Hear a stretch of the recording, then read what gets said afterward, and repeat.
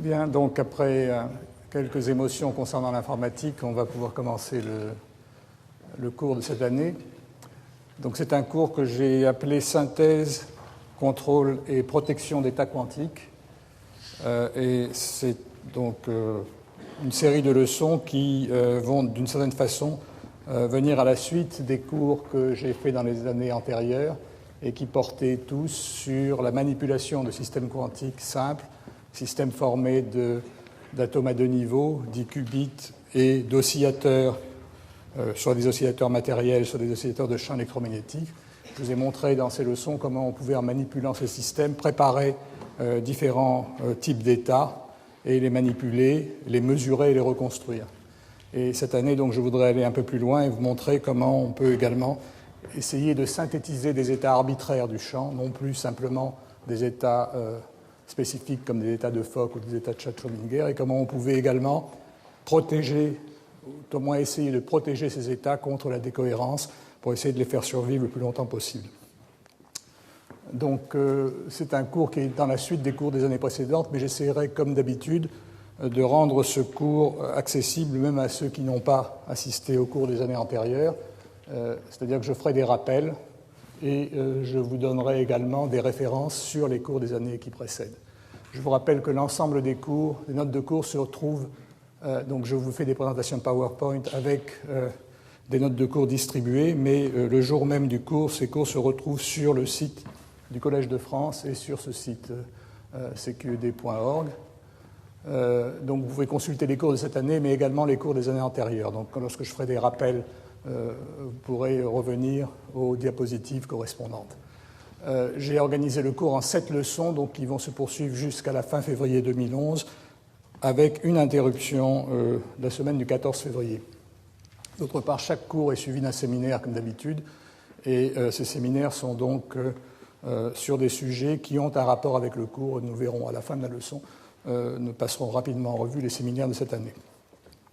Alors, qu'est-ce que je peux dire des buts du cours de cette année?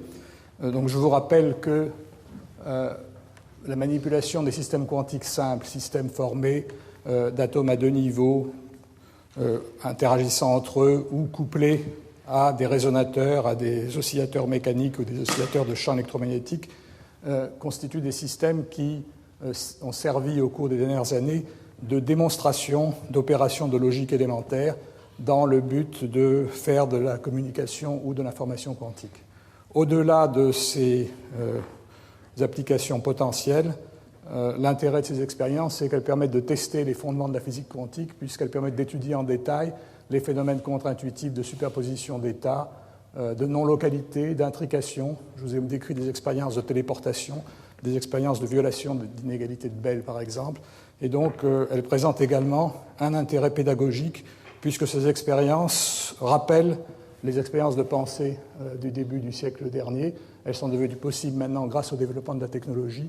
Et je pense qu'il est utile de décrire des expériences précises de ce genre pour illustrer la mécanique quantique.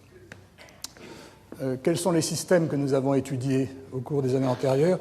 Donc, nous avons étudié des systèmes à deux niveaux qui étaient en général des atomes. Ça pouvait être par exemple des atomes de Rydberg, préparés dans des niveaux très excités, ce qu'on appelle des états circulaires, dans lesquels une transition entre deux niveaux était résonante ou quasi-résonante avec le mode d'une cavité. Donc voilà un exemple de qubit. Un autre exemple, c'est la physique des ions piégés.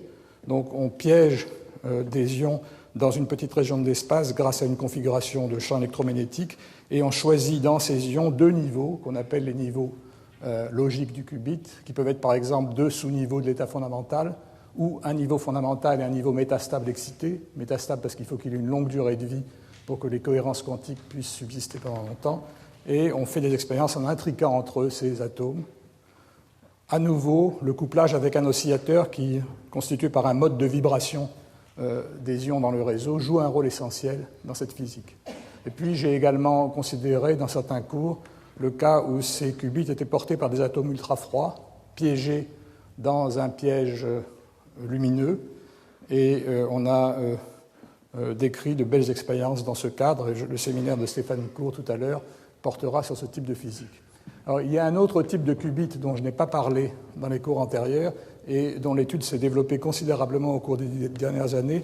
Ce sont les qubits de physique de matière condensée, de physique mésoscopique, constitués par des circuits supraconducteurs dans lesquels on place une ou plusieurs jonctions Josephson. Donc ces qubits supraconducteurs ont vu leur physique se développer considérablement. Lorsque j'ai commencé mes cours au début des années 2000, cette physique était dans ses premiers balbutiements et on venait simplement de montrer qu'il y avait un comportement quantique dans ces systèmes. Et depuis une dizaine d'années, cette physique s'est développée de façon remarquable et a donné lieu à des expériences d'intrication entre qubits et des démonstrations d'informations quantiques avec ces systèmes. Et donc je pense que maintenant, un cours cohérent et complet d'informations quantiques doit faire intervenir ces qubits. Alors, cette physique fait l'objet du cours de physique mésoscopique de Michel Dévoré. Je les aborderai ici dans un esprit différent. Et au cours de cette série de leçons, j'introduirai la physique des qubits supraconducteurs pour décrire des expériences liées à la synthèse d'états en particulier. Donc je décrirai dans cette année des méthodes plus générales que celles que j'ai décrites dans les années antérieures. Dans les années passées, par exemple, j'ai montré qu'on pouvait qu'on pouvait de façon, suivant un processus simple, synthétiser des états de Fock, des états à nombre de photons bien définis, ou des états de type Shadow-Schrödinger, qui sont des superpositions d'états de phases différentes. Je voudrais aller un peu plus loin cette année et montrer qu'on peut en fait synthétiser une superposition arbitraire d'états. En se donnant une superposition par la donnée des amplitudes de probabilité associées aux différents états de Fock, on peut, par un procédé déterministe et par une série d'opérations planifiées à l'avance, construire l'état en question. Et je vous donnerai en fait deux méthodes qui permettent, dans certaines conditions, de préparer des superpositions arbitraires d'états. Donc voilà un petit peu l'idée générale, mais avant de faire le plan du cours, je voudrais faire quelques rappels. Je voudrais rappeler des notions qui sont essentielles, les notions des cours antérieurs, parce que les processus et les opérations que j'utiliserai, dont je parlerai dans le cours de cette année, seront analogues à celles que j'ai décrites dans les cours antérieurs et que je vais rappeler donc aujourd'hui. Le premier élément important dans cette physique, c'est évidemment le qubit. Alors le qubit, ce n'est rien d'autre qu'un système à deux niveaux, qui est un système modèle prototype de la physique depuis très longtemps, bien avant qu'on parle d'information quantique. On parlait avant de spin, maintenant on parle de qubit, c'est un système logique à deux niveaux. Alors en physique, il n'existe pas de système vraiment à deux niveaux, mais on peut isoler dans un système physique qui contient un grand nombre de niveaux, deux niveaux spécifiques, et s'arranger pour que la manipulation du système le laisse dans le sous-espace sous-tendu par ces deux niveaux, en rendant tous les autres niveaux du système non essentiels, non importants pour l'expérience. Un exemple plus simple est celui du spin d'un électron. Il est clair que le spin n'est pas la seule variable quantique associée à l'électron, mais dans une expérience de style Stern-Gerlach, on s'intéresse au mouvement du spin, à la dynamique du spin et sa projection sur une direction ou sur l'autre, et on peut traiter la variable position ou vitesse de l'électron dans la plupart des expériences comme une variable classique qui n'est pas essentielle de quantifier. Donc le spin est le type même de système à deux niveaux dans une grande série d'expériences. D'autres systèmes à deux niveaux, par exemple dans les ions piégés, eh bien on isole deux états d'énergie G et E qu'on appelle les états logiques 0 et 1, et on s'arrange pour que le système évolue dans le sous-espace sous-tendu par ces niveaux. Alors la représentation que j'ai employée très souvent pour traiter ces systèmes, c'est la représentation de la sphère de Bloch. En fait, on assimile le système à deux niveaux à un spin. Vous savez qu'un spin est un vecteur qui pointe dans une direction de l'espace, et l'extrémité de ce vecteur se trouve sur une sphère qu'on appelle la sphère de Bloch. Et il y a une correspondance biunivoque entre tous les états quantiques possibles d'un système pur à deux niveaux et les points de la sphère.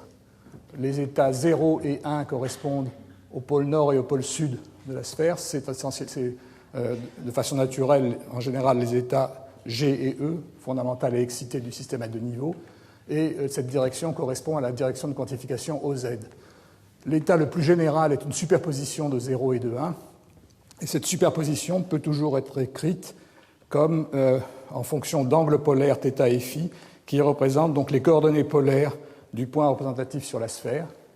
Donc vous voyez ici une superposition que j'appelle 0 θ φ, c'est l'état 0 dans la direction de θ φ, qui est une superposition de l'état 0 et de l'état 1 avec les poids cosinus θ sur 2, sinus θ sur 2 puissance φ. Donc vous voyez que θ, qui est la latitude, intervient dans l'amplitude de probabilité de se trouver dans 0 et dans 1, et phi, qui est la phase azimutale, décrit donc la phase relative des états 0 et 1 dans la superposition.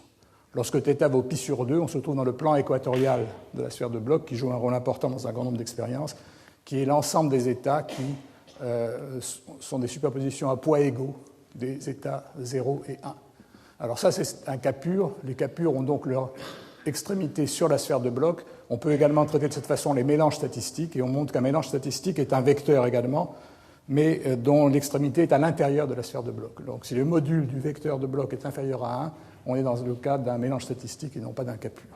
Alors voilà, ça c'est pour les états. Une autre partie importante de la physique, ce sont les observables. Dans le cas d'un système d'un spin 1,5 ou d'un qubit, les observables sont des combinaisons linéaires de l'opérateur unité et des trois opérateurs de Pauli, sigma x, sigma y et sigma z. On peut décrire n'importe quel observable à partir d'une combinaison de ces opérateurs. Alors lorsqu'on mesure, en général, comment est-ce qu'on mesure ces opérateurs? L'opérateur i, il est trivial, il est toujours le même quel que soit l'état.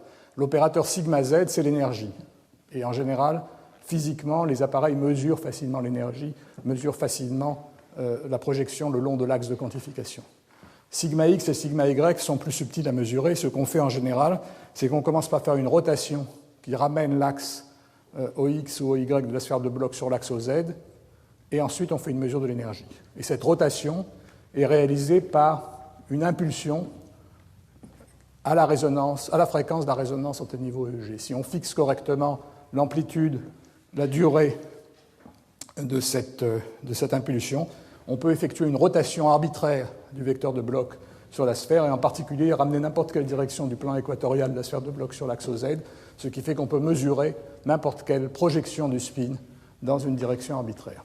Alors voilà en général ce qu'on peut dire sur ce système à deux niveaux, et comme je vous le dis, des exemples de réalisation, nous en avons vu des tas dans les leçons précédentes, des ions piégés, des atomes de Rydberg circulaires, des atomes froids dans lesquels on peut isoler deux niveaux dans un réseau optique, constituent des exemples de qubits. L'autre système important dans ces expériences, c'est l'oscillateur harmonique. En général, donc, dans ces expériences, on a intérêt à coupler ces systèmes à deux niveaux à un oscillateur et à réaliser ainsi un couplage indirect entre qubits par l'intermédiaire du couplage avec l'oscillateur. En anglais, on appelle dans le langage de l'information quantique, on dit que cet oscillateur est un quantum bus, est un système donc tampon qui permet de transférer de l'information entre qubits. Alors, un oscillateur mécanique, c'est une particule dans un puits de potentiel parabolique, et donc voilà la représentation de ce puits. Et les niveaux d'énergie équidistants sont les niveaux de phonons associés à l'oscillateur. Une autre représentation utile, c'est la représentation dans l'espace des phases, qui est rapportée coordonnées position et impulsion x et p. Et un oscillateur classique est un point, et la dynamique de cet oscillateur fait que ce point tourne, si on choisit correctement les unités sur l'axe x et p, tourne sur un cercle qui correspond à un échange entre énergie cinétique et énergie potentielle. Donc c'est un problème bien connu de l'oscillateur harmonique. C'est dans le cas où on a affaire à un champ, ces coordonnées x et p, qui sont des variables conjuguées, sont remplacées par des quadratures, E1 et E2, du champ électromagnétique. Et donc on a aussi bien le cas de la vibration mécanique ou le cas de l'oscillateur électromagnétique jouent tous les deux un rôle très important en information quantique, suivant le type de système que l'on va être amené à étudier. Alors, pour la description quantique de l'oscillateur, je vous rappellerai simplement deux formules de base essentielles. Les opérateurs essentiels sont des opérateurs A et A croix, de création et d'annihilation de quanta. En fait, les opérateurs x et p, position et impulsion, ne sont autres que deux combinaisons linéaires orthogonales de ces opérateurs A et A croix. L'action de A et de A croix sur les états de Fock est bien connue, et l'opérateur nombre de quanta n'est autre que A croix. Un autre opérateur qui joue un rôle essentiel dans cette physique, c'est l'opérateur déplacement dans l'espace des phases.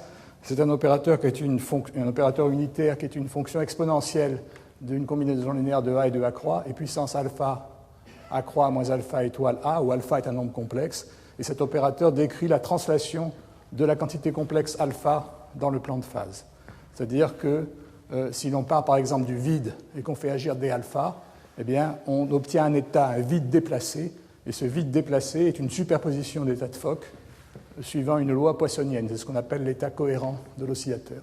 Ce déplacement revient dans l'espace des phases à porter l'origine en un point quelconque, et ceci génère des états cohérents. Alors cet opérateur qui est mathématiquement simple et qui joue un rôle important, comme nous allons le voir, est également physiquement très important parce que cette opération de translation dans l'espace des phases est réalisée de façon naturelle, de façon classique, naturelle, et c'est pour ça qu'on appelle ces états classiques, sur des oscillateurs mécaniques ou sur un champ. Sur un oscillateur mécanique, par exemple, si vous exercez pendant un certain temps une force à partir de l'oscillateur dans son état fondamental, vous lui donnez une impulsion, et la translation en impulsion, c'est une translation dans l'espace des phases. Donc c'est une opération classique. Dans le cas d'un champ électromagnétique, cet opérateur est l'opérateur unitaire qui décrit l'évolution dans le temps du champ quand on le couple à une source classique. Si vous avez une cavité qui est couplée par un guide d'onde à une source classique, à un courant oscillant, eh bien, il se crée dans la cavité un champ dont l'amplitude croît linéairement avec le temps, et ce champ est un champ cohérent, donc un champ qui est une superposition d'états n. Alors, je vous rappelle enfin que ces états ont une distribution poissonienne du nombre de photons, et vous voyez ici la distribution dans le cas où n est petit, la valeur moyenne de n est de l'ordre de 3, il y a donc une amplitude, une probabilité d'avoir 0, 1, 2 photons, 3 photons est le maximum, et puis ça décroît ensuite. Lorsque la largeur de la distribution est en racine de n, donc la largeur relative de la distribution est en 1 sur racine de n, ce qui montre que si on augmente considérablement le nombre de photons, on a une distribution qui est de plus en plus pointue, et le champ se rapproche de plus en plus à un système dont l'énergie est bien définie. Et donc on peut ainsi voir un aspect de la transition entre le quantique et le classique lorsqu'on augmente la taille du champ électromagnétique. Donc j'ai décrit les deux acteurs de cette physique, le qubit et l'oscillateur. Il faut maintenant parler de leur couplage. Et je vous rappelle que le couplage entre le qubit et l'oscillateur est décrit de façon très simple par ce qu'on appelle l'hamiltonien de Jaynes-Cummings, qui décrit le couplage d'un spin et demi avec un oscillateur harmonique. Cet hamiltonien a eu un énorme succès en optique quantique. Il a été introduit au début des années 60 pour décrire un laser, pour décrire le couplage d'atomes à deux niveaux avec le champ. Dans le cas des lasers, c'était un modèle, une approximation, puisqu'on sait que dans un laser, il y a un nombre énorme d'atomes qui interagissent avec le champ, et ce modèle n'était pas absolument indispensable. Dans les expériences que je vais décrire, il est indispensable parce qu'il décrit vraiment la réalité physique. Le cas élémentaire où on a un atome, un système à deux niveaux, couplé à un mode du champ. Alors cet hamiltonien a trois termes évidents. Le premier terme, qui est proportionnel à sigma z, décrit simplement l'énergie du qubit, dont les états propres sont les états plus et moins par rapport à l'axe de quantification au z. Le deuxième terme, qui est proportionnel à A croix A, décrit l'échelle des niveaux de l'oscillateur harmonique. Et le troisième terme, sur lequel je reviens dans un instant, décrit le couplage.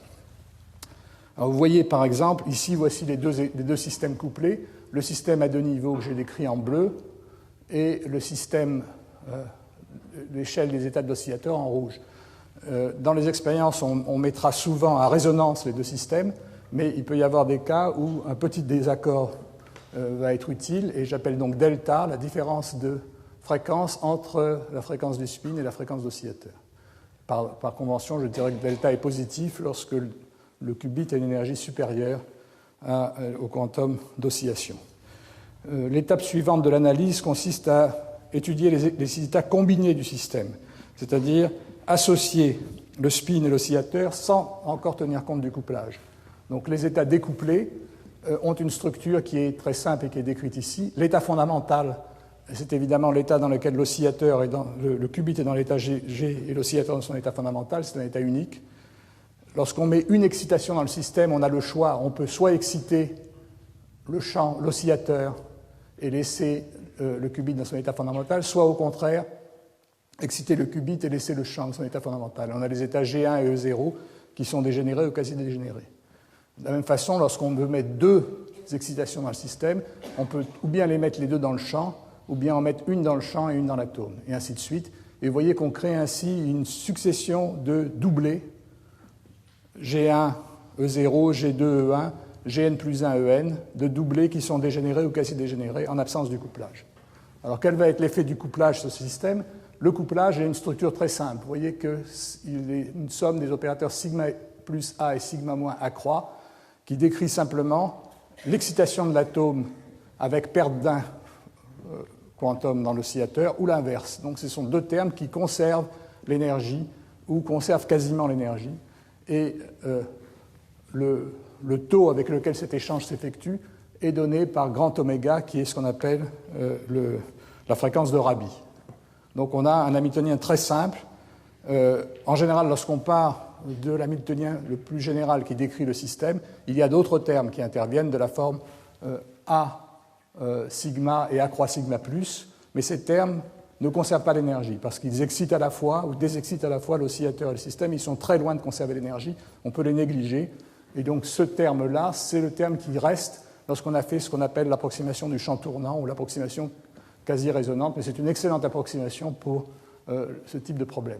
Vous voyez que l'intérêt de cet hamiltonien, c'est qu'il couple uniquement les niveaux à l'intérieur de chaque espace de dégénérescence, et donc le problème que l'on traite, c'est finalement une succession de problèmes à deux niveaux indépendants. Et on sait que ce qui se passe sous l'effet du couplage, c'est que les niveaux, s'ils sont dégénérés, vont voir la dégénérescence levée, et s'ils sont légèrement non dégénérés, vont voir leur distance encore augmenter. Donc on a l'état fondamental qui est unique, G0, et puis on a un doublé que j'appelle plus ou moins 0, puis le deuxième doublé plus ou moins 1, et ainsi de suite. Et à résonance, l'écart entre les niveaux de ces doublés varie en oméga, oméga racine de 2, oméga racine de 3. Et vous voyez qu'on a une non-linéarité essentielle qui apparaît dans le problème, la succession des racines carrées successives, et cette non-linéarité va jouer un très grand rôle dans toute cette physique pour la création d'états non classiques en particulier. Donc tout ceci est bien connu. Je rappelle simplement en bas de la diapositive ce qui se passe dans une des multiplicités lorsqu'on varie le désaccord et on obtient un anticroisement typique. À résonance, lorsque les niveaux non perturbés ont la même énergie, la dégénérescence est levée en oméga racine de n plus 1, et lorsqu'on s'éloigne de résonance, les niveaux prennent une forme d'hyperbole dont les asymptotes sont les états non perturbés. Et donc je n'insisterai pas longuement là-dessus. Vous voyez simplement que loin de résonance, les niveaux sont quasiment les niveaux non perturbés. Et ce qui se passe lorsqu'on suit continuellement un niveau, c'est qu'il passe d'un des états non perturbés à l'autre. Ce qui montre que si l'on varie adiabatiquement, par exemple, le désaccord pour un couplage donné, le système va basculer de l'état E à l'état G ou de l'état G à l'état E. C'est un phénomène bien connu de la résonance.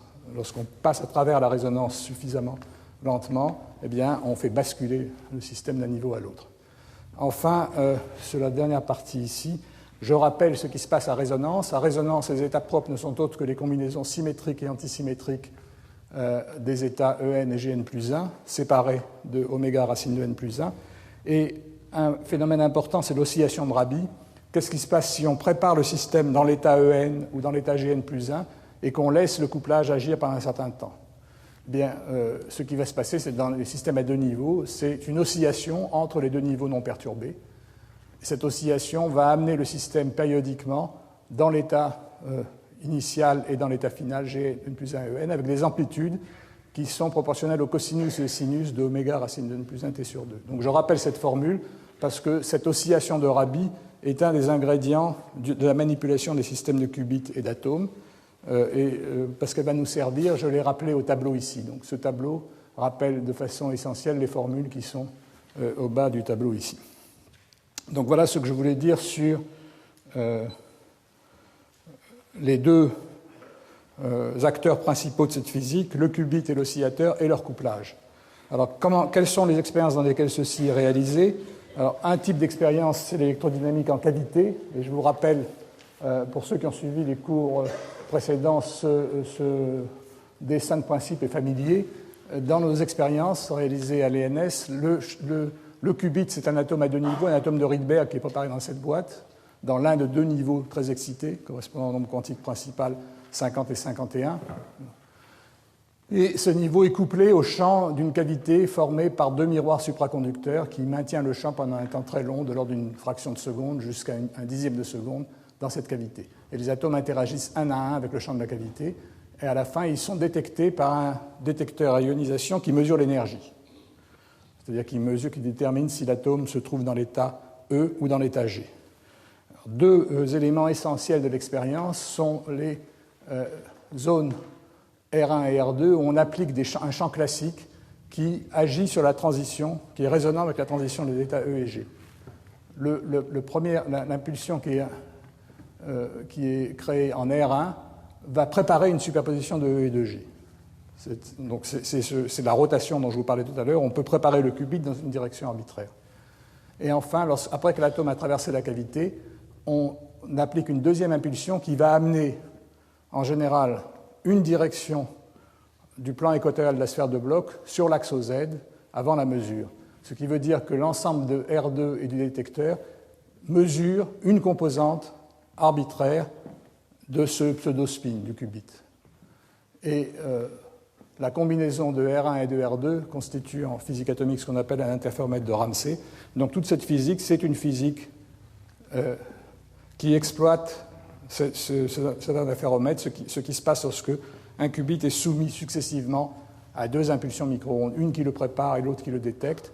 Entre les deux, il y a l'interaction avec le champ, et cette interaction obéit exactement à l'Hamiltonien de James Cummings. Donc c'est une réalisation expérimentale de cet Hamiltonien. Alors avec cela, on a fait un grand nombre d'expériences que j'ai décrites en détail dans les cours des années précédentes. On a utilisé ce système pour intriquer des atomes entre eux, je rappellerai ça dans un instant, pour réaliser des portes quantiques, pour compter des photons sans les détruire, pour préparer et reconstruire des états non classiques du champ, comme des états de Fock et des états de type chat de Schrödinger. La deuxième grande catégorie d'expériences que j'ai décrite dans les cours précédents, c'est la physique des ions piégés. Alors, le principe de l'expérience est très différent, mais nous allons voir que la dynamique et le hamiltonien est très voisin de celui de l'électrodynamique quantique en cavité. Alors, j'ai pris ici un cas spécifique qui est l'expérience des ions du groupe d'Innsbruck, dirigé par Rainer Blatt. Alors, une configuration d'électrodes dont le schéma est rappelé ici confine des ions le long d'une droite, le long d'un petit cylindre très allongé. Ces champs électromagnétiques, c'est une combinaison de champs statiques et de champs oscillants, c'est ce qu'on appelle un piège de pôle. Donc j'avais décrit ce piège en détail, mais ce n'est pas important ici. Lorsqu'on a un ion, il se trouve au centre du piège, et si on a plusieurs ions, bien ces ions sont en équilibre sous l'effet de la force qui les confine dans le piège et de leur répulsion. Et l'équilibre entre ces deux forces crée une situation où on va avoir des modes de vibration des ions autour de la position d'équilibre. Et ces modes de vibration peuvent être analysés classiquement. Ils sont à des fréquences différentes et nous allons voir qu'on peut les adresser individuellement puisque leur fréquence est différente. On peut exciter un mode de vibration préférentiellement aux autres. Comment est-ce qu'on détecte les atomes? On se sert de lasers pour les manipuler et les détecter. Et je vous montre ici l'observation de la fluorescence d'un ion unique à l'intérieur d'un tel piège. Ou alors on peut avoir 2 ions, 3 ions. Donc tout ça, ce sont des photographies prises en fausse couleur par le groupe de Rainer Blatt. Je n'insisterai pas là-dessus parce que nous aurons un séminaire à la fin du mois de janvier, le 31 janvier, par Peter Toshek, qui a été l'un des pionniers de cette physique des ions piégés et qui nous parlera de l'historique de cette physique et comment il a vu pour la première fois, donc il était capable de voir pour la première fois un ion dans un piège et comment en les manipulant, on peut observer en particulier des sauts quantiques. Alors comment est-ce qu'on fait un qubit avec ce système? Il y a différents types de qubits possibles. Je décris ici le qubit préféré du groupe d'Innsbruck. Le qubit est bâti sur l'état fondamental et un état métastable D de l'ion. La transition entre S et D est interdite, donc elle est en fait très faiblement permise. Il faut un laser puissant et un laser très monochromatique pour exciter cette transition et préparer des superpositions de S et de D. Donc voilà le qubit. Et comment est-ce qu'on détecte le qubit? On le détecte sur une autre transition, qui est la transition entre les niveaux S et P, qui elle est permise. Et lorsqu'on éclaire avec un laser le qubit de cette transition, il va effectuer un très grand nombre d'oscillations entre S et P. Il va avoir une probabilité importante d'être dans l'état P. Et quand il est dans l'état P, il peut retomber à l'état fondamental par émission spontanée. C'est-à-dire qu'il va y avoir émission de photons sur cette transition SP, et le nombre de photons émis par seconde est très important. Et c'est ce qui permet de détecter l'ion lorsqu'il est dans l'état S. Si pour une raison ou pour une autre, en particulier par une manipulation, on amène l'ion de l'S vers D, eh bien, il n'y a plus d'ion dans l'état S et la fluorescence s'interrompt brusquement. Et donc cette détection est observée sous forme de sauts quantiques. Vous voyez ici les sauts quantiques d'un ion entre S et D. Lorsque l'ion est dans S, il fluoresce beaucoup, et lorsqu'on le mène dans les niveaux D, brutalement la fluorescence disparaît. Ces variations brutales de taux de fluorescence sur un ion unique ont été observées pour la première fois au début des années 80, en particulier par le groupe de Toshek. Et à cette époque, c'était assez étonnant, parce que c'était la première fois qu'on voyait la dynamique d'un système quantique isolé. On ne peut pas observer ces phénomènes sur un ensemble d'ions, parce que ce qu'on voit, c'est un résultat statistique sur l'ensemble, et on observe une variation continue de la fluorescence et non pas des sauts brutaux comme cela. Alors, il est remarquable de constater que ce qui était il y a 20 ou 25 ans une grande curiosité scientifique est devenu maintenant le moyen habituel de détecter les ions dans toutes les expériences. On mesure le taux de saut quantique dans l'expérience pour déterminer si l'atome se trouve dans le niveau qui est sensible ou le niveau insensible, et c'est comme ça qu'on discrimine entre les deux niveaux. Alors, quel est le lien entre cette physique et l'électrodynamique quantique en cavité? Comment est-ce qu'on réalise l'hamiltonien de James Cummings avec les ions piégés? Alors, la situation est très différente de celle de l'électrodynamique en cavité, mais la physique, les mathématiques est assez voisine. Je vais prendre un cas très simple. J'ai un ion dans un piège qui est aussi dans la direction horizontale, et je l'éclaire avec un laser formant l'angle θL avec la direction d'oscillation de l'ion dans le piège, et je me pose la question, quel est l'hamiltonien qui décrit le couplage du laser avec l'ion? Et je vous donne la forme de ce hamiltonien ici, on va l'analyser un peu en détail. Alors cet hamiltonien, ce qui va faire essentiellement le couplage, c'est qu'il va faire sauter l'ion de l'état fondamental du qubit à l'état excité, et ceci est décrit par une combinaison sigma x plus i sigma y qu'on appelle sigma plus de la matrice de Pauli. C'est l'opérateur de saut qui connecte l'état fondamental à l'état excité. Donc ça, c'est l'effet d'absorption. Cette absorption va s'effectuer, l'hamiltonien va dépendre du temps, et il va dépendre du temps par un terme en oméga LT. Oméga L est la fréquence du laser, donc c'est une perturbation dépendante du temps à la fréquence du laser avec la phase du laser. L'amplitude de ce couplage, il est dans la constante oméga L, qui est la fréquence de Rabi associée au champ électrique du laser. Donc ça, c'est assez clair. Et il y a un terme qui va retenir notre attention, que j'ai écrit ici en rouge, qui est important, et dont l'interprétation classique est très simple. C'est le terme E puissance IK cosinus θ LZ, qui décrit la projection de la position de l'ion sur le vecteur d'onde du laser.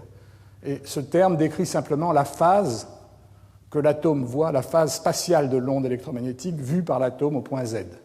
Et donc, si Z est considéré comme une variable classique, c'est un terme qui est tout à fait habituel.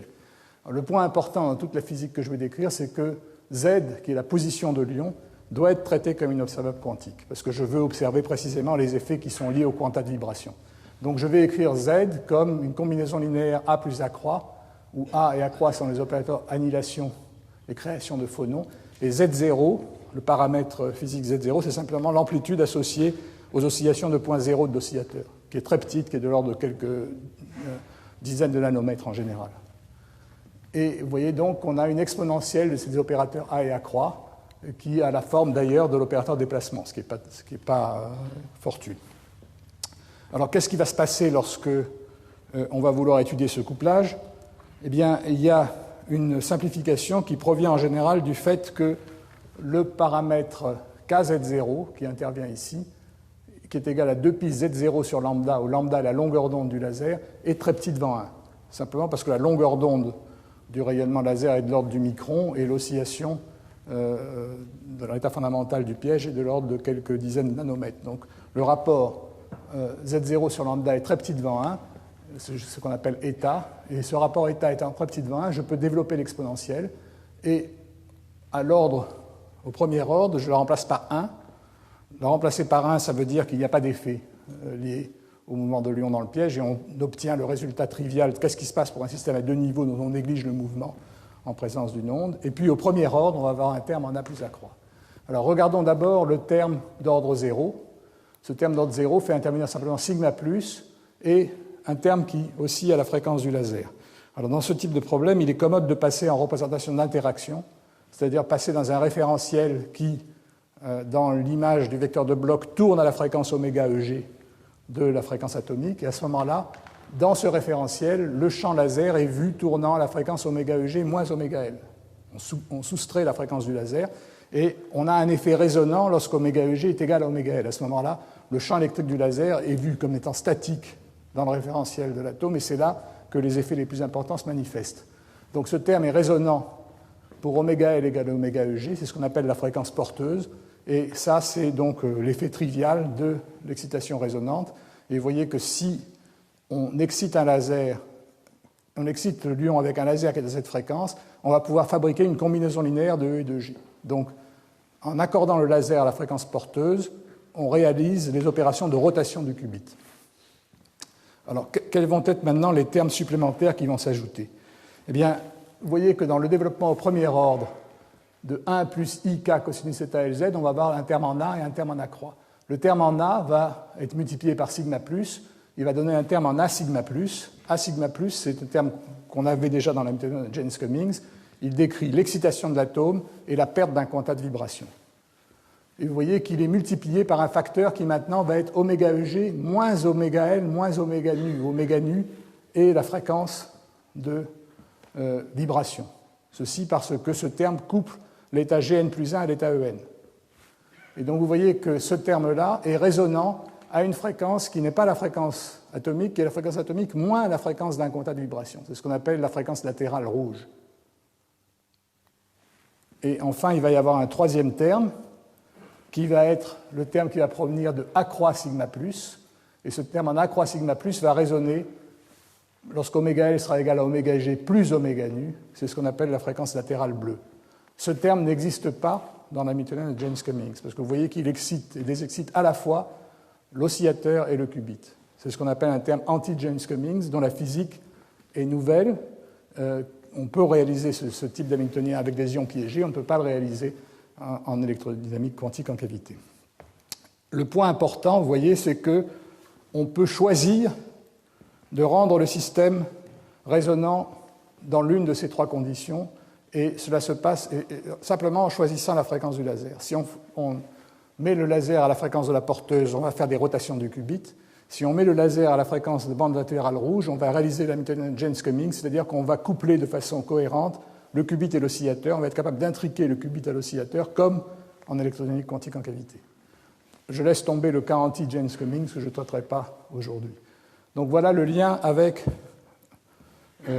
la physique entre l'électrodynamique quantique en cavité et la physique des ions. Alors, je vais maintenant rappeler les opérations élémentaires que l'on peut réaliser avec ce système. Comment est-ce qu'on peut intriquer deux qubits? Eh bien, une façon simple de le faire, d'intriquer les qubits, c'est de le faire en couplant les qubits à l'oscillateur. Et je décris ici l'expérience simple qui permet de réaliser cela. Voilà, donc la préparation des atomes se fait dans cette zone-là. Voilà la cavité. Les atomes vont interagir avec le champ dans la cavité et après, en sortant, ils vont subir une impulsion micro-ondes ici et puis être détectés. Et la combinaison de cette impulsion micro-ondes et des détecteurs, c'est simplement un détecteur d'une composante générale du spin associé au qubit. Alors, supposons qu'on envoie un atome dans l'état E. La cavité étant initialement vide, et on s'arrange pour que l'atome subisse une impulsion Rabi d'angle π sur 2. C'est-à-dire qu'on part de E0 et au lieu d'aller jusqu'à G1, on s'arrête au milieu de la transition entre 0 et G1 en se servant des relations générales qui sont au tableau encore, qui sont au tableau à droite, et en les arrêtant pour oméga racine de n plus 1 t sur 2 égale π sur 2, eh bien, on trouve simplement qu'on se trouve dans l'état E0 moins IG1. Et ça, c'est un système dans lequel l'état du qubit et l'état du champ dans la cavité se trouvent intriqués. Donc on a pu intriquer d'abord le qubit avec le champ. Ensuite, on envoie un deuxième atome, initialement dans l'état G, et donc lorsque cet atome rentre dans la cavité, il se trouve simplement sous forme d'un produit tensoriel avec l'état du premier atome intriqué avec le champ. Et pour le deuxième atome, eh bien, on fixe l'oscillation de Rabi pour qu'elle effectue cette fois-ci un pulse pi, et non pas un pulse pi sur 2. Et vous voyez ce qui va se passer. Si l'atome G se trouve en présence de la cavité vide, il ne va rien se passer parce que G0 est non couplé. Donc l'atome va rester dans l'état G et le champ va rester dans l'état 0. Par contre, si l'atome dans l'état G rencontre la cavité avec un photon, G1 va donner E0 parce que j'ai fait un pulse pi. Et vous voyez que le résultat de ce pulse pi va être en fait de transférer l'intrication qui existait entre l'atome et le champ, le premier atome et le champ, en une intrication entre le premier et le deuxième atome. Et donc le champ a bien joué le rôle de quantum bus, entre guillemets, il a servi à être médiateur d'une intrication entre les deux atomes. Donc, ce champ qui catalyse l'intrication entre les deux atomes revient finalement à son état initial qui est le vide. Alors comment est-ce qu'on détecte cette intrication entre les deux atomes? Pour détecter cette intrication, il va falloir détecter les atomes et mesurer un signal de détection convenable. Alors j'ai décrit cette expérience de détection au tableau. Vous voyez que ce qui se passe, c'est que l'état qu'on a préparé est de la forme EG moins GE, c'est-à-dire 1, 0, moins 0, 1, en termes logiques de qubits, correspondant à la direction de quantification au Z, qui est celle de l'énergie. Mais l'état 1, 0, moins 0, 1, c'est un état qui est invariant par rotation. C'est ce qu'on appelle un état singulier de spin. Et ça veut dire que cet état, si vous changez de base, va être décrit exactement de la même façon dans n'importe quelle base, en particulier dans la base OX. Il s'écrit également 1, 0, moins 0, 1, si je prends une direction de quantification transversale.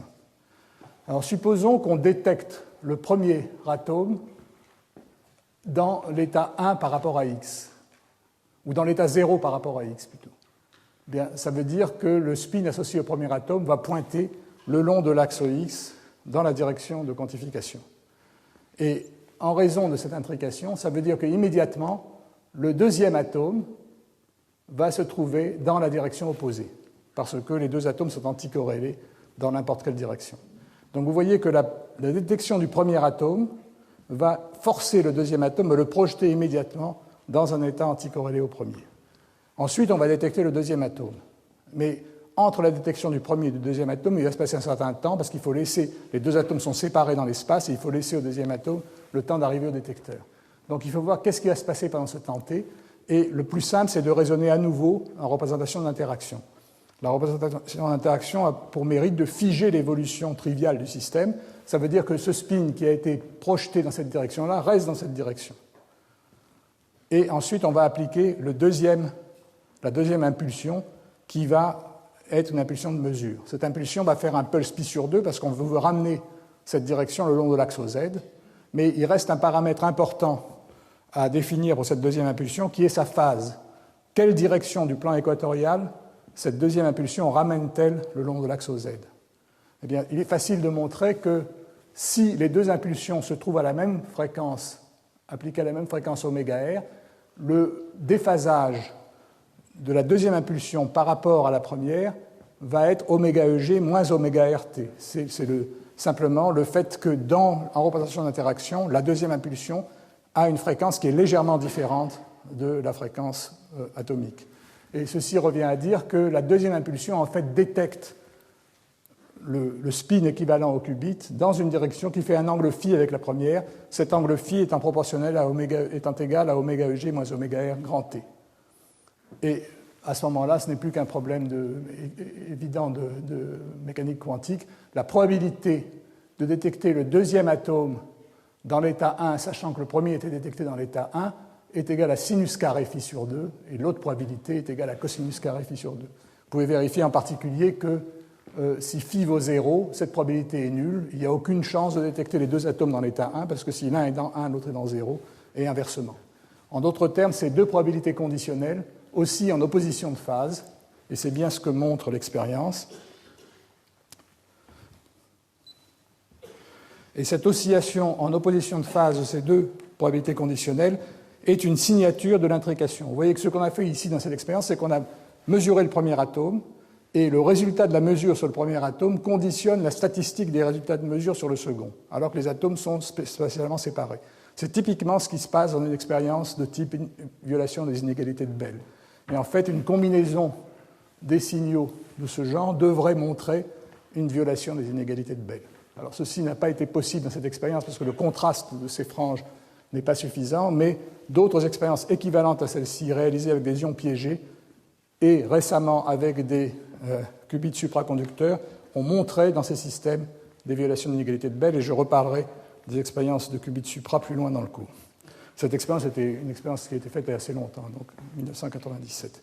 Donc vous voyez ici comment on peut, en couplant deux atomes à un oscillateur en cavité QED, intriquer les deux atomes. On peut faire exactement la même chose avec des ions piégés. Intriquer deux qubits par couplage à l'oscillateur. Cas des ions piégés, eh bien on va exploiter exactement la même chose, et je vais essayer de simplement de vous décrire cette expérience au tableau, au moins le principe de cette expérience au tableau. En fait, on va jouer sur le fait qu'on peut successivement coupler l'ion à la porteuse pour réaliser une rotation du qubit et à une bande latérale rouge pour réaliser un Hamiltonien de type Jaynes-Cummings.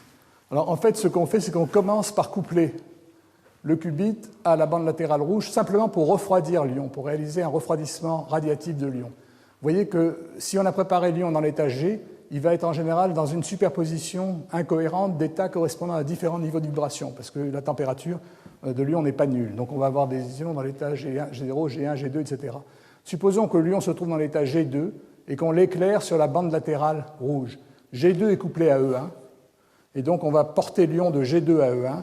Lorsqu'il se trouve dans E1, il peut soit retomber sur G2 par émission stimulée, ce qui ne changera, ce qui le maintient dans le même sous-espace G2E1, mais il peut également, par émission spontanée, retomber dans l'état G.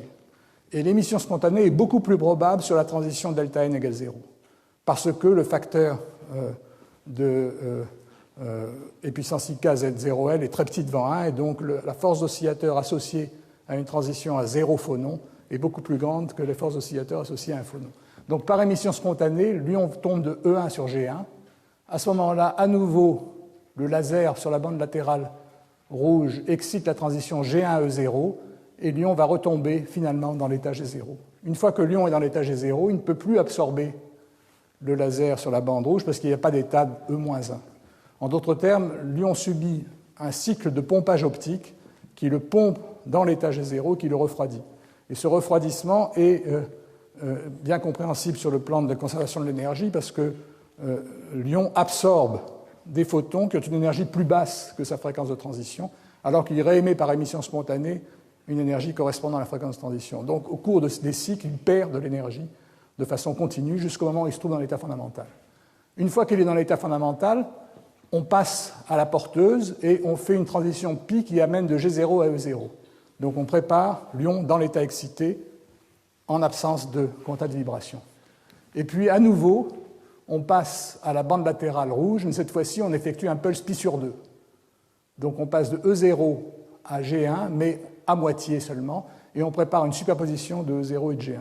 Donc vous voyez qu'en faisant ça, on a fait l'équivalent de la première étape de l'intrication de deux atomes. On a couplé le premier atome au degré de vibration. Et on a réalisé donc cette opération-là. Alors ensuite, il faut voir ce qui se passe lorsqu'on a deux atomes. Alors si vous avez deux atomes équivalents, ces deux atomes se trouvent donc dans le piège et ils peuvent vibrer soit dans la même direction, c'est ce qu'on appelle la vibration du centre de masse, soit en direction opposée. Ces deux vibrations s'effectuent à des fréquences différentes et donc la bande latérale rouge peut être accordée soit sur un mode de vibration, soit sur l'autre. Supposons par exemple qu'elle est accordée sur le mode de vibration du centre de masse et voyons ce qui va se passer. Ce qu'on a fait pour l'instant, c'est qu'on a simplement intriqué le premier atome avec le mode de vibration. Donc une fois qu'on a ça, on passe au deuxième atome et on applique au deuxième atome une impulsion pi. C'est l'équivalent de ce qu'on faisait tout à l'heure, et à ce moment-là, on va intriquer les deux ions et ramener le mode de vibration au vide. C'est exactement ce qu'on a fait en électrodynamique quantique en cavité. Et donc ce type d'opération permet d'intriquer les deux ions. Maintenant, ce qu'on peut montrer très facilement en information quantique, c'est que si on a un processus qui couple les deux ions de cette façon-là, on peut fabriquer n'importe quelle porte, et en particulier la porte C0, qui est la porte logique du traitement quantique d'information, en combinant ce type d'opération avec des rotations individuelles sur les qubits. Alors, je ne vous rappelle pas comment ça se fait, mais il y a eu un fameux papier au milieu des années 90 par Sirac et Zoller qui proposait précisément de fabriquer une porte en couplant ainsi les ions au mode de vibration commun, alors mode de vibration commun, et cette porte de Sirac-Zoller a été démontrée dans le groupe d'Innsbruck de Rainer Blatt, et j'ai consacré un cours il y a quelques années, je crois en 2004-2005, à ce problème. Donc vous voyez qu'on peut intriquer les qubits par couplage à l'oscillateur, et on peut faire l'inverse également, on peut intriquer deux oscillateurs par couplage à un qubit.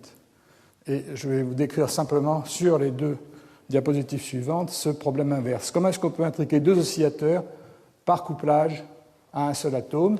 et je vais traiter d'abord le cas de l'électrodynamique quantique en cavité. Alors ici, ce qu'on va être amené à faire, c'est coupler deux modes du champ dans la même cavité. Je vous rappelle la structure de notre cavité. C'est une cavité dans laquelle on a une onde stationnaire entre les deux miroirs, mais il se trouve que les miroirs ne sont pas rigoureusement sphériques. Ces miroirs ont une légère ellipticité, ce qui fait que le champ électromagnétique dans ces miroirs, pour deux polarisations orthogonales, correspond à deux modes que je vais appeler les modes petit a et petit b, qui ont des fréquences légèrement différentes. La fréquence entre les deux modes diffère dans cette expérience, d'environ 100 kHz. Et donc, je vais montrer comment, avec un seul atome, on peut intriquer les deux modes du champ et préparer un état dans lequel un photon se trouve dans une combinaison linéaire d'être dans un mode et dans l'autre, un état de la forme 0,1 plus 1,0. Alors, comment est-ce qu'on fait ça? Je ne sais plus comment on fait là.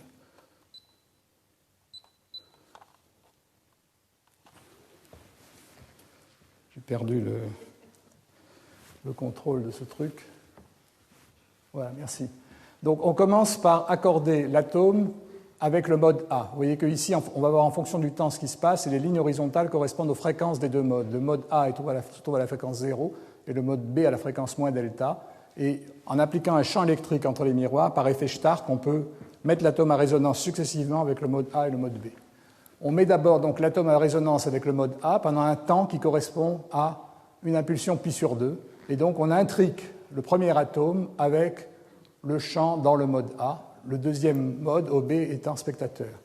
Une fois qu'on a fait ça, on désaccorde l'atome et on la porte à résonance avec le deuxième mode, mais pendant le temps double.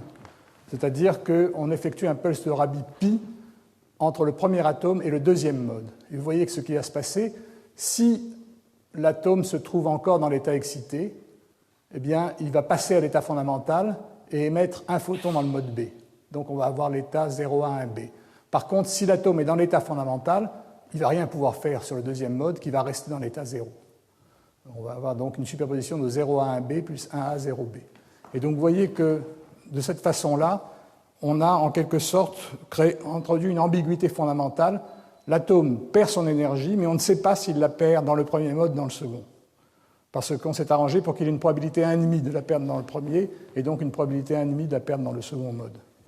Et on prépare donc cet état intriqué 0A plus 1,0. Donc je n'ai pas le temps de décrire plus longuement cette expérience, simplement je vous indique que pour détecter cette intrication, on envoie un deuxième atome et on fait subir au deuxième atome la séquence d'opération inverse, c'est-à-dire qu'on lui fait subir un pulse pi dans le premier mode et un pulse pi dans le second, et il est facile de montrer que la probabilité de mesurer le deuxième atome dans un des états, l'état E, oscille en fonction de t à la fréquence différence des deux modes. Et cette oscillation est une signature de l'intrication entre les deux modes.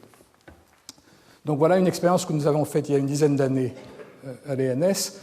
Une expérience équivalente a été faite récemment par le groupe de Dave Wineland au NIST, qui consiste à intriquer deux oscillateurs mécaniques.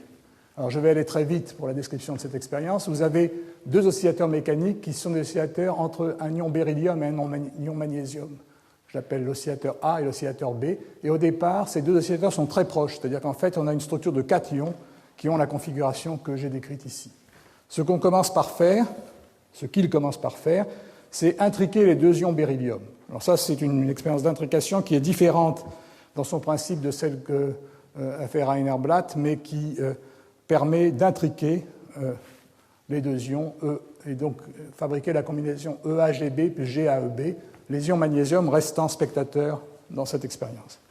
Une fois qu'on a préparé ça, on modifie la configuration de la trappe, du piège, de façon à supprimer la liaison entre les deux groupes et à les séparer suffisamment pour avoir deux petits oscillateurs, comme deux petites molécules beryllium-magnésium, qui sont intriqués par le fait que les états internes des deux ions beryllium sont intriqués entre eux. Mais lorsqu'on a effectué cette opération, on a introduit une grande énergie de vibration dans le système en les séparant, et donc le système n'est pas propre au point de vue vibrationnel. Alors ce qu'on fait ensuite, c'est qu'en agissant sur la bande latérale rouge de l'ion magnésium, on détruit les quantas de vibration suivant le processus que je vous ai indiqué et on fabrique un système dans l'état fondamental de vibration, mais intriqué, dans lequel les deux ions beryllium qui appartiennent aux deux molécules entre guillemets différentes sont intriqués entre eux. Maintenant, il faut rapporter cette intrication sur les degrés de vibration, et le principe est très simple. On adresse d'abord l'ion beryllium de gauche, et on fait un pulse pi sur la bande latérale rouge qui intrique le qubit B. Au départ, le qubit B est intriqué avec le qubit A, mais en faisant passer cette intrication du qubit A au mode de vibration, on intrique en fait le qubit B avec l'oscillateur A. Alors attention, dans les notes de cours, je me suis trompé, j'avais écrit qubit A ici. C'est le qubit, cette opération intrique l'état du qubit B avec l'oscillateur A. Donc maintenant, le qubit B est intriqué à l'oscillateur A, et vous voyez ce qu'il faut faire pour terminer. Il faut appliquer un pulse pi sur la bande latérale rouge du qubit B de façon à transférer cette intrication du qubit B et de l'oscillateur A entre l'oscillateur A et l'oscillateur B. Et finalement, ce qu'ils obtiennent, c'est deux oscillateurs qui se trouvent dans l'état 0,1 plus 1,0 et qui sont séparés dans leur expérience par une distance de 0,24 mm. Donc il y a deux oscillateurs intriqués entre eux. Et vous voyez que c'est différent de l'expérience que nous avons ici. Alors pendant très longtemps, nous avons fait le rêve de réaliser une expérience analogue dans laquelle on intriquerait non pas deux modes associés à la même cavité, mais deux modes associés à des cavités différentes. Le principe de l'expérience est exactement le même, avec la même succession de pulses, mais dans lesquels l'atome traverse successivement les deux cavités, le but étant de fabriquer un état de la forme 0,1 plus 1,0. Vous voyez que dans un certain sens, l'équivalent a été fait avec les ions piégés dans cette expérience de Wineland. Et je vous montrerai d'ailleurs dans la 5e leçon qu'une expérience de ce genre a été réalisée dans un système de qubits supraconducteurs. Deux résonateurs supraconducteurs spatialement séparés ont été intriqués de cette façon avec des états de ce type. Donc voilà ce qu'on peut dire sur les intrications. Je voudrais terminer maintenant rapidement en parlant de la mesure. Comment est-ce qu'on peut mesurer, une fois qu'on a effectué une expérience de ce genre, comment est-ce qu'on peut mesurer les systèmes? C'est ce qu'on appelle la tomographie. Alors je vous rappelle rapidement d'abord la tomographie des qubits, qui est très simple. Si vous avez un qubit, et si vous voulez mesurer son état, évidemment, il ne suffit pas d'avoir une seule réalisation. Si vous voulez mesurer un état quantique, il faut un ensemble de réalisations. Et sur cet ensemble de réalisations, vous devez mesurer les valeurs moyennes des trois opérateurs de Pauli. Donc vous prenez un tiers des réalisations, vous mesurez sigma x, un tiers vous mesurez sigma y, un tiers vous mesurez sigma z. Et quand vous avez fait ces mesures, vous donnez trois valeurs px, py, pz. Et l'opérateur densité du système, c'est 1/2 de 1 plus somme sur i des pi sigma i. Donc j'ai détaillé ça en long et en large l'année dernière, lorsque je parlais d'estimation et de mesure. Pour mesurer un qubit, il faut mesurer trois opérateurs. Si vous avez n qubits, eh bien, ceci se généralise aisément. La dimension de l'espace de l'état, c'est 2 puissance n, ce qui veut dire que la dimension de l'opérateur densité, c'est 2 à la puissance de n, c'est-à-dire 4 puissance n. Et donc, il vous faut 4 puissance n nombres réels, et ces 4 puissance n nombres réels, c'est les valeurs moyennes des produits d'opérateurs sigma x, sigma y, sigma z de l'opérateur unité sur l'ensemble des qubits. Et il est facile par dénombrement de voir que vous avez 4 puissance n opérateurs de ce genre. Donc il faut mesurer tous ces opérateurs. Et pour faire la mesure de ces opérateurs, il vous faut faire en fait 3 puissance n combinaisons différentes d'ajustements, si vous faites l'expérience sur des ions, d'ajustements sur la porteuse. Pourquoi 3 puissance n et pas 4 puissance n? Parce que, heureusement, l'opérateur unité est trivial et qu'il ne demande aucun réglage. Il faudrait faire des réglages uniquement pour mesurer sigma x. Si vous avez mesuré n'importe quelle combinaison de sigma x, sigma y, sigma z, vous avez mesuré également la même combinaison multipliée par i. Et vous voyez un exemple effectué par le groupe de Reiner-Blatt. Il a mesuré un état SSS plus DDD, ce qu'on appelle un état GHZ. Pour cela, il faut 3 puissances au cube, c'est-à-dire 27 réglages. Et avec ces 27 réglages, ils ont pu mesurer une matrice densité de ce genre. Vous voyez bien qu'il y a SSS et DDD. Et les éléments non diagonaux, c'est simplement les cohérences entre les états SSS et DDD.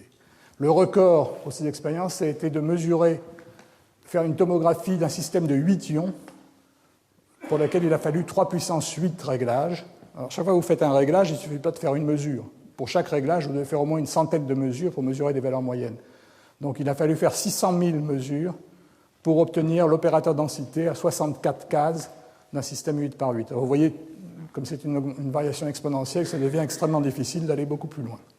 Alors voilà pour la tomographie des qubits. Qu'est-ce qu'on peut dire maintenant de la reconstruction des quanta d'un oscillateur?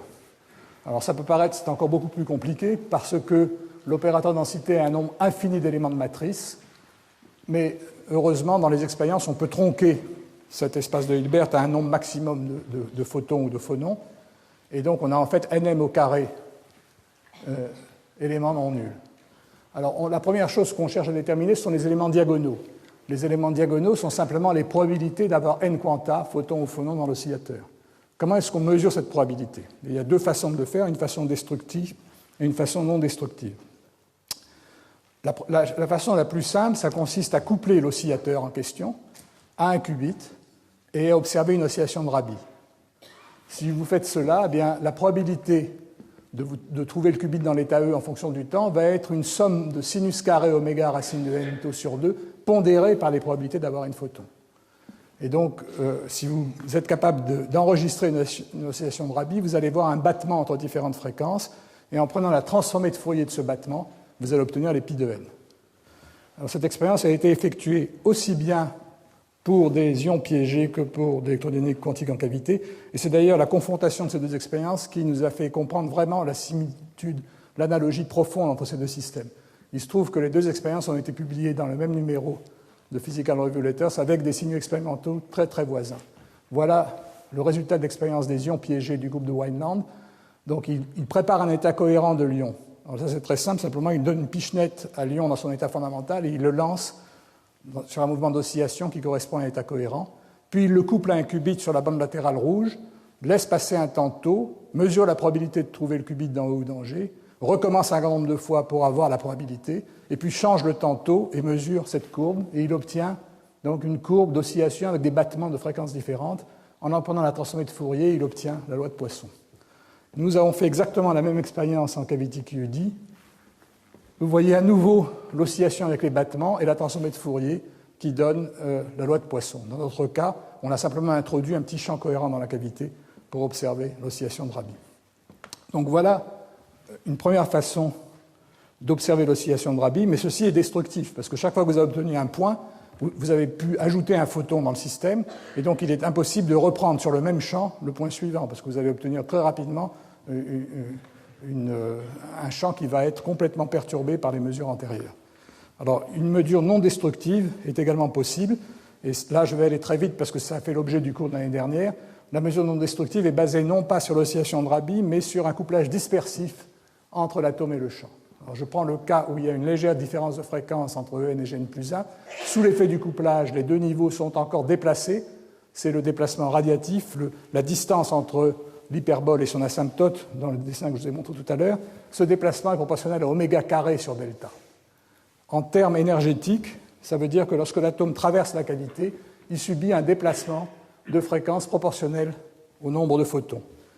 Et un déphasage par photon qui est proportionnel à oméga carré tau sur 2 delta, où tau est le temps que l'atome met à traverser le champ. Alors ça veut dire ça que si vous préparez une superposition linéaire des états E et G, cette superposition va subir un déphasage proportionnel au nombre de photons. Et si vous regardez ce qui se passe dans le plan équatorial de la sphère de Bloch, ça veut dire qu'à chaque nombre de photons va correspondre une direction différente pour le qubit. Alors pour mesurer la direction du qubit, il vous faut un ensemble. Et donc ce que vous faites, c'est que vous envoyez grand n qubits identiques envoyés dans la cavité et vous obtenez une intrication macroscopique. Si le champ a une superposition d'état n, à chaque nombre n va correspondre un état du qubit dans une direction différente et vous allez pouvoir le mesurer si vous avez un ensemble suffisamment grand d'atomes. Alors c'est ce que j'indique ici. La tomographie de ces n qubits donne une direction, c'est-à-dire donne le nombre de photons. Alors la difficulté de l'expérience, c'est qu'il faut envoyer les n qubits dans la cavité en un temps court devant le temps de relaxation du champ. Chaque mesure des n qubits s'effectue sur une seule réalisation du champ et donne par tomographie une direction du spin collectif qui correspond à une valeur précise de petit n.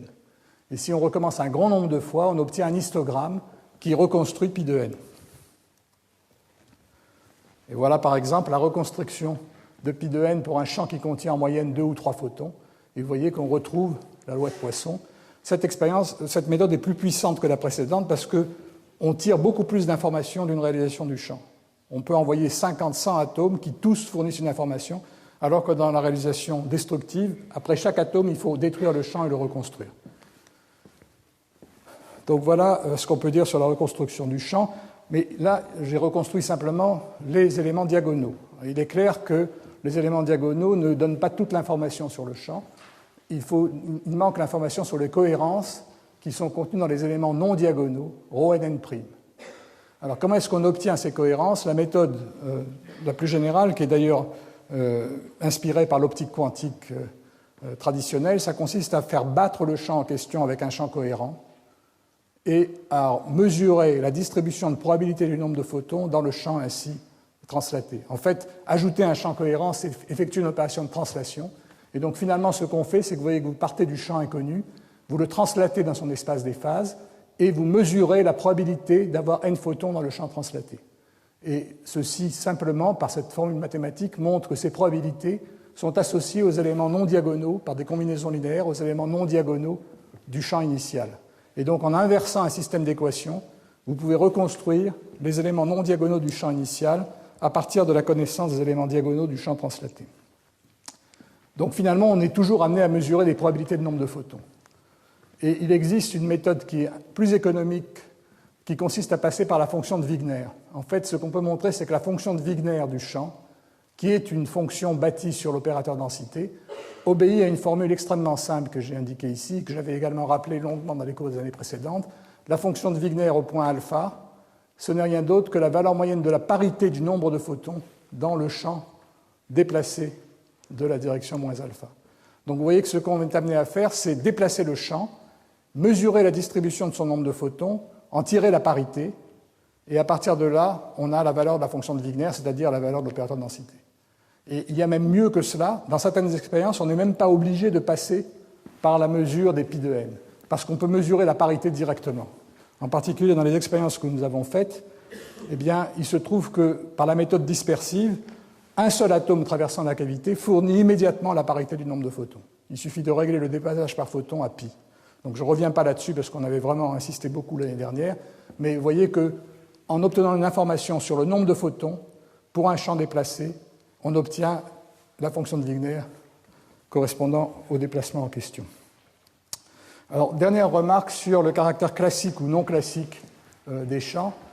Je vous rappelle que la fonction de Wigner est liée à l'opérateur densité par cette relation.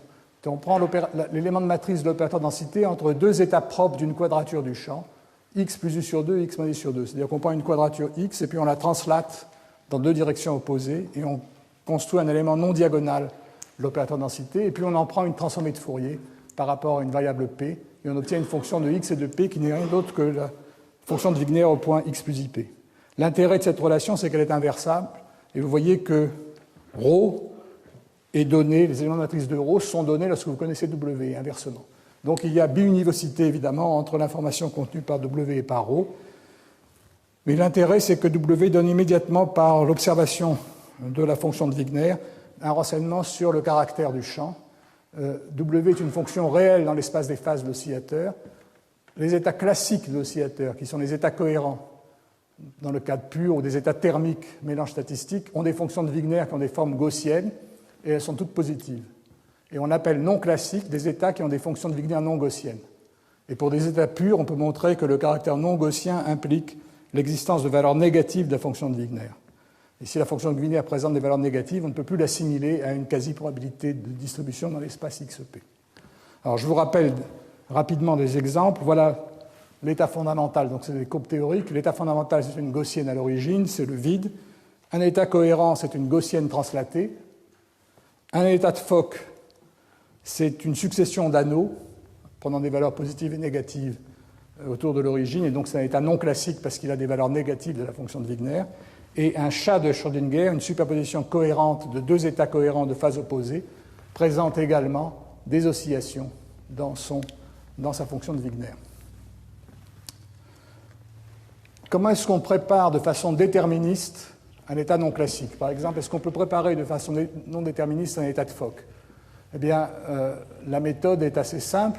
Il suffit de prendre un qubit couplé à l'oscillateur et appliquer une succession de pulses de Rabi d'angle pi, de façon à transférer l'énergie à l'oscillateur. Et à chaque étape, on repompe l'oscillateur. Par exemple, vous partez de l'état E0, vous faites un pulse de Rabi pi, vous préparez G1, et puis vous faites une rotation pi du qubit. Donc vous ne changez pas l'état 1, mais vous passez de G à E. Et puis ensuite, vous passez de E1 à G2, mais à ce moment-là, il faut faire un pulse de Rabi pi sur la transition E1 à G2 qui est racine de 2 fois plus court. Et vous voyez qu'en faisant des successions de rotations et de pulses de Rabi de plus en plus courts, vous pourrez préparer 1, 2, 3, 4 photons dans le système.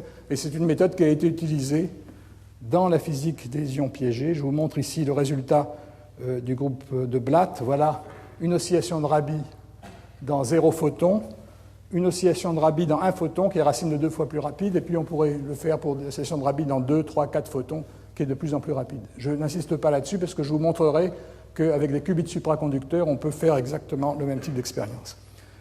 Est-ce qu'on peut maintenant préparer des états non classiques de façon non déterministe? Eh bien, c'est ce que nous faisons, nous, à Paris. Par exemple, pour préparer un état de Fock, on part d'un état cohérent, on mesure le nombre de photons, et on obtient un état de Fock. Donc la méthode est projective, elle n'est pas déterministe parce qu'on ne sait pas a priori quel état on va préparer, mais on peut le préparer avec une probabilité raisonnable. De la même façon, on peut préparer un chat de Schrödinger. Vous préparez un état cohérent et vous mesurez la parité de son nombre de photons. Vous le projetez soit dans un état pair, soit dans un état impair. Et nous avons fait ces expériences. Une fois que vous avez préparé le système, vous pouvez reconstruire sa fonction de Wigner. Et voilà la fonction de Wigner d'un état de Fock expérimental. Voilà la fonction de Wigner d'un chat pair. Et voilà la fonction de Wigner d'un chat impair. Donc j'ai essayé dans ce rappel rapide de vous montrer les différentes méthodes que l'on peut utiliser pour manipuler des qubits et des champs, intriquer les qubits entre eux, intriquer les champs entre eux par l'intermédiaire du couplage avec les qubits, mesurer les qubits, mesurer les champs et reconstruire les opérateurs de densité ou les fonctions de Wigner de ces systèmes. Je voudrais rapidement maintenant introduire un peu ce que je vais essayer de faire dans le cours de l'année qui vient. D'abord, je voudrais généraliser les méthodes précédentes et vous montrer qu'on est capable de préparer non pas des états particuliers, mais de préparer l'état le plus général possible, qui peut s'écrire soit sous la forme somme de n de Cnn, où les Cn sont des amplitudes quelconques, soit sous la forme que j'ai écrite ici, décomposée sur la base des états cohérents, qui est une base surcomplète. Donc en se donnant les Cn ou les projections alpha-psi, on peut fabriquer un état quelconque, on peut décrire un état quelconque. Est-ce qu'on peut construire cet état? Autrement dit, se donner une espèce de patron, comme un tailleur qui, à partir d'un modèle, va décrire la série d'opérations qui va lui permettre de construire l'état. Bien, je vais vous montrer que dans le premier cas, on peut le faire. C'est une méthode qui a été proposée par Lowe et Berly. Cette expérience a été réalisée avec des ions piégés il y a quelques années, mais de façon encore beaucoup plus probante avec des qubits supraconducteurs l'année dernière par le groupe de Martinis à Santa Barbara. Et je voudrais vous parler de cette expérience, et c'est une des raisons pour lesquelles je vais être amené à traiter des qubits supraconducteurs. Je décrirai également une méthode générale de synthèse lorsque l'état est donné par une superposition de ce genre, à condition que les alpha-psi ne se recouvrent que de façon négligeable. Donc cette méthode est en fait basée sur une variante de l'effet Zénon. L'effet Zénon est un effet dont j'ai parlé également dans les cours il y a quelques années, et donc je consacrerai une leçon à l'effet Zénon, à la dynamique de l'effet Zénon, et vous montrerai comment on peut utiliser cet effet pour préparer des états non classiques du champ. Cette méthode, qui a été proposée dans un papier dont je vous donne la référence à la fin de la leçon, n'a pas encore été réalisée expérimentalement. Alors, quelques mots pour justifier le fait que je vais consacrer une partie importante de la leçon aux jonctions Josephson et aux résonateurs de type LC. Je vous rappelle simplement ce que je disais au début de la leçon, c'est que la physique de ces jonctions Josephson a en fait subi des progrès absolument spectaculaires au cours des 10 dernières années, et qu'il est impossible maintenant de faire un cours d'information quantique sans en parler. Il y a une dizaine d'années, ce n'était pas le cas. Lorsque j'ai commencé mon cours, la physique atomique était nettement en avance. Maintenant, il y a certaines expériences où la physique de ces jonctions a réalisé des expériences aussi belles qu'avec des ions piégés ou l'électrodynamique en cavité, et dans certains cas, même dépasser ce qu'on est capable de faire. Et il y a maintenant, on peut maintenant se poser la question, dans quel cas est-il avantageux de travailler avec des atomes, et dans quel cas il est avantageux de travailler avec des supraconducteurs. Alors, cette information quantique des circuits mésoscopiques fait l'objet des cours de Michel Devereux au Collège de France, et je ne voudrais surtout pas recouvrir dans mon cours ce qui est fait par ailleurs. Je voudrais en fait introduire cette physique pour des physiciens atomistes. Et pour cela, je vais largement me baser sur l'analogie qui existe entre un supraconducteur et un condensat de Bose-Einstein. En fait, la supraconductivité est liée à l'appariement de paires d'électrons dans ce qu'on appelle des paires de Cooper, et ces paires de Cooper se comportent comme des bosons.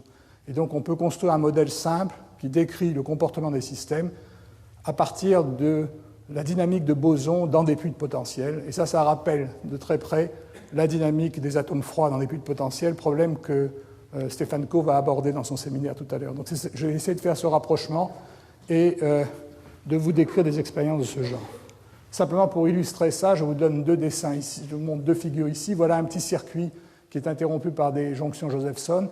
On peut montrer que cette boucle supraconductrice peut être le siège d'une superposition symétrique ou antisymétrique de deux courants de sens opposés. C'est-à-dire on a dans ce système des états propres qui sont l'état dans lequel le courant tourne dans un sens plus l'état dans lequel il tourne en sens inverse, et l'autre état étant l'état dans lequel il tourne dans un sens moins l'état où il tourne en sens inverse. Ces deux états ont une énergie différente et peuvent servir de base pour un qubit. Et en fait, c'est un qubit de flux qui existe. Un autre exemple est tiré de papier de Martinis, où vous voyez ici deux qubits qui sont couplés entre eux par l'intermédiaire d'un résonateur. Et on a ici une structure qui est exactement celle que je décrivais tout à l'heure. Comment on peut intriquer deux résonateurs couplés, deux qubits par un couplage à un résonateur. En fait, ce montage a permis à Martinis de faire une expérience de violation d'inégalité de Bell dont j'aurai l'occasion de parler. Donc voilà un point.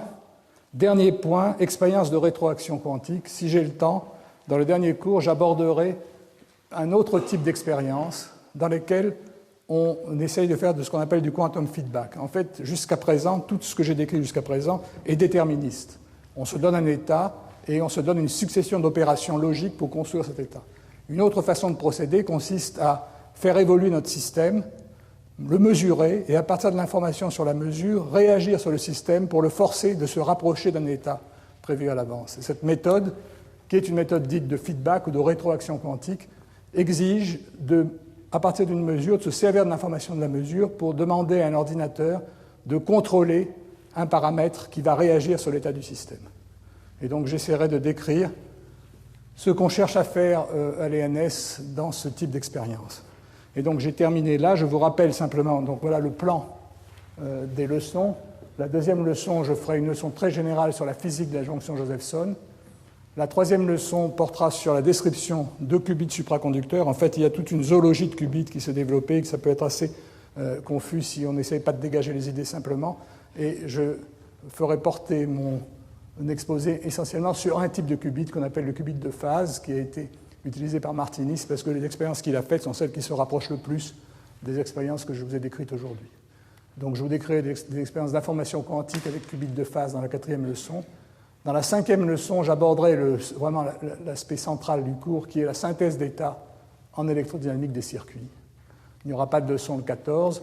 La sixième leçon portera sur les phasés non dynamiques et la septième leçon sur la synthèse et la protection d'états par rétroaction quantique. Je voudrais également faire un peu de publicité pour des conférences qui vont être faites par Luis Davidovich, qui est un professeur à l'Université de Rio, que beaucoup de gens ici connaissent, et qui va faire une série qui est invité par le Collège de France et qui va faire une série de leçons portant sur l'intrication, la décohérence et la métrologie quantique. Et la première de ces conférences sera le 9 février à 17h au Collège. Donc c'est des conférences qui auront lieu le mercredi et pas le lundi. Et Luis Davidovich interviendra par ailleurs le 7 février dans la série des séminaires. Et donc sa première conférence sera en fait une conférence dans laquelle il introduira, je pense, les cours qu'il fera à partir du 9 février. Voilà, et donc j'ai ici une liste des séminaires. Donc ça commence par le séminaire de Stéphane Coe, qui va nous parler d'atomes dans des puits de potentiel et comment est-ce qu'on peut les mesurer et les manipuler individuellement. La semaine prochaine, Jacob Reichel parlera de mesurer la mesure, comment utiliser les cavités pour détecter un qubit atomique avec rétroaction minimale. On aura à nouveau un exposé sur l'optomécanique avec des microcavités de grande finesse par Samuel Delèglise. L'année dernière, on avait deux séminaires sur ce type de sujet qui se développent également beaucoup et qui ont des analogies avec la physique électronique quantique en cavité. Enfin, le 31 janvier, Peter Toshek nous parlera un peu de l'historique de la physique des ions piégés. Je vous en ai dit quelques mots. Puis, il y aura le séminaire de Luis Davidovich. Le 21 février, Ignacio Cirac nous parlera de dissipation, un nouveau moyen de faire de l'information quantique. Et enfin, le dernier séminaire sera par Alexei Ojumtsev le 28 février, et il portera sur des problèmes de rétroaction dans la physique, dans l'électrodynamique quantique en cavité. Voilà, et vous avez ici des références générales. Je donnerai peut-être d'autres références dans les cours suivants. Bon, je vous remercie. Je vous rappelle que dans 10 minutes, vous avez donc le séminaire de Stéphane Cour.